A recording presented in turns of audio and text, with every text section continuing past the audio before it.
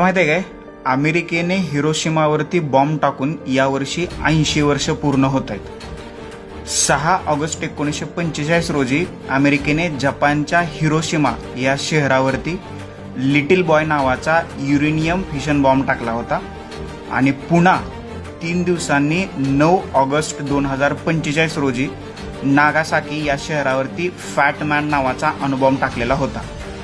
हिरोशिमावरती टाकलेल्या अणुबॉम्बमध्ये 80,000 लोकांचा तर नागासाकीवरती टाकलेल्या अणुबॉम्बमध्ये 40,000 लोकांचा मृत्यू झालेला होता।